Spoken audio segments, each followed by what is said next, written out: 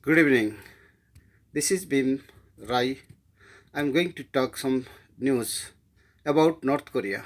North Korea ready to open direct talks with US, says Russians Sergei Lavrov. North Korea is open to direct talks with the US over their nuclear stuff off, according to the Russian Foreign Minister Sergei Lavrov, who said he passed that message to his counterpart Rex Tillerson when the two diplomats met in Vienna on Thursday.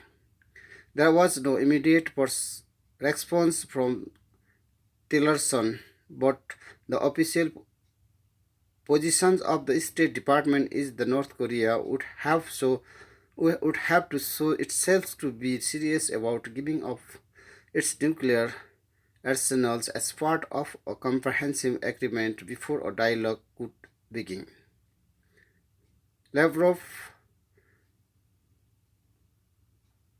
conveyed the department apparent of offer on the day top UN official Jeffrey Feltman met the North Korea Foreign Minister Ri Yong Ho in Pyongyang during the first high-level UN visit to the country for 6 years. Feldman is an American and a former US diplomat, but the State Department states he was not in North Korea with any message from Washington. We know that North Korea wants above all the talks to the United States about guarantees for its security. We are ready to support that.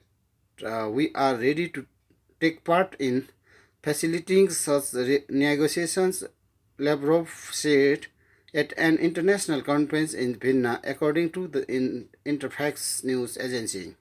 Our American colleagues, including Rex Tillerson, have heard this.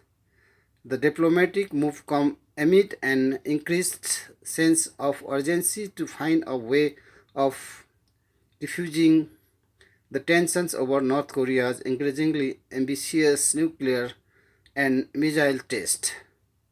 The standoff reached a new peak on 29 November when North Korea tested a new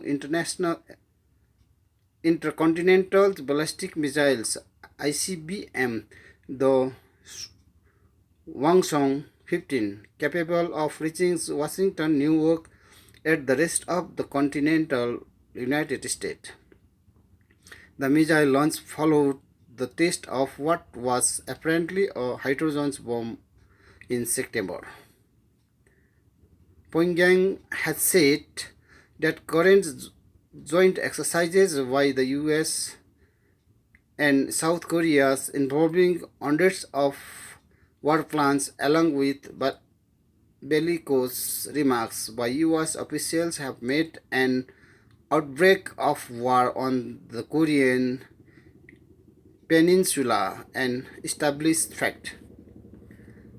The remaining question how is when will the war break out?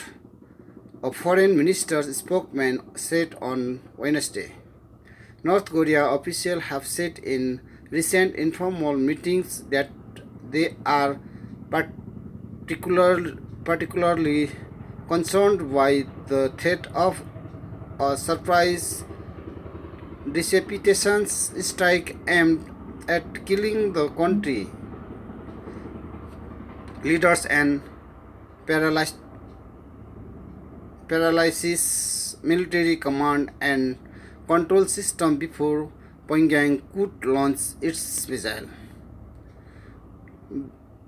The heightened tensions and threatening language have increased fear around the world that the two, two, state, two sides could blunder into war through miscalculations, mistaking war games for a real attack or misreading blurred red lines.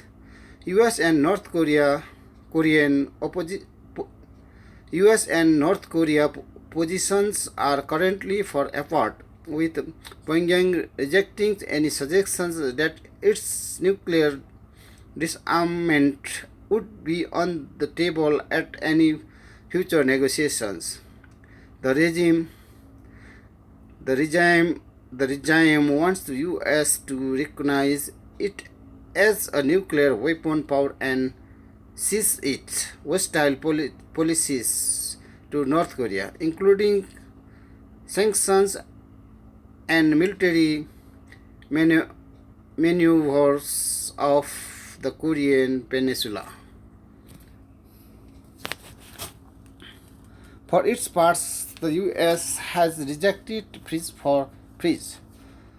proposal advanced by Russia and China by which North Korea would suspend nuclear and missile tests while the US would curtail its military exercises. State Department spokesman Heather Nauert said on Thursday that direct talks with North Korea were not on the table. Unit they are willing to denuclearize.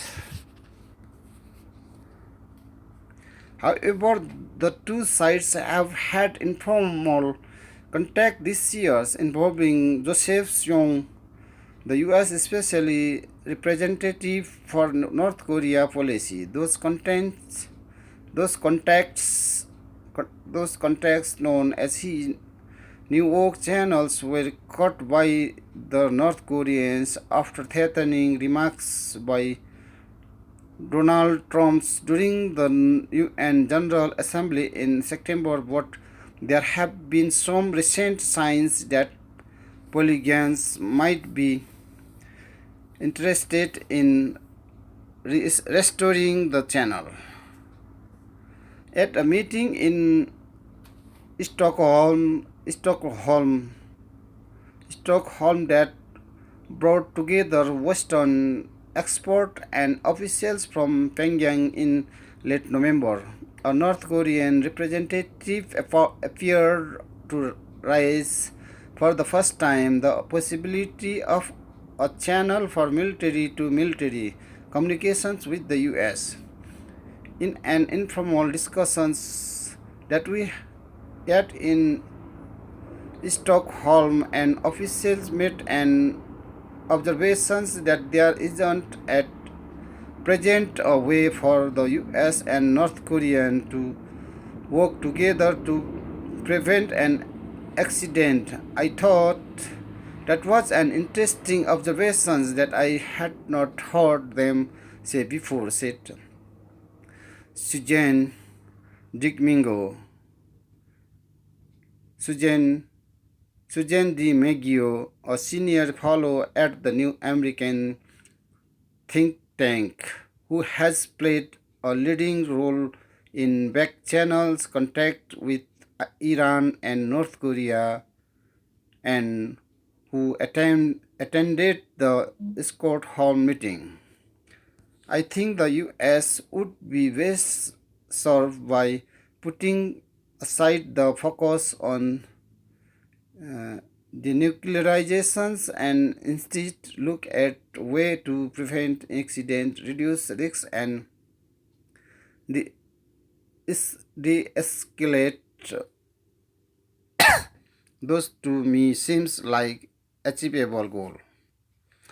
Shumi Terry, a former CIA analyst who was director for Korea, Japan, and Oceanic Affairs at the National Security Councils in the Bush and Obama administrations, said Washington might be amenable to such a military hotline, hotline being established.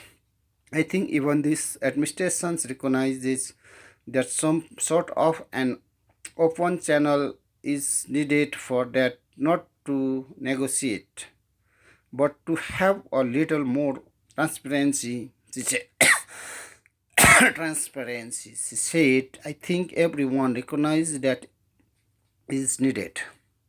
Terry, who was reputed national intelligence officers for East Asia at the National Intelligence Council from 2009 to 2010 said that it was also possible that Young could re-establish the New York channels with Pyongyang. But she added there was little signs contact would lead to substantive negotiations in the current climate. This latest test put a big hole in the possible of negotiations at the moment. She said ambassadors Young might do that, but it's different with the White House. I'm not sure he was strong White House support. Thank you. I had tried to read and creating these videos. If I made mistakes, this is my only for practice. Don't mind if don't mind and forgive me my mistaking. So I'm today's my videos going to close here. This much. Thank you very much. Have a nice night. Bye bye. Thank you.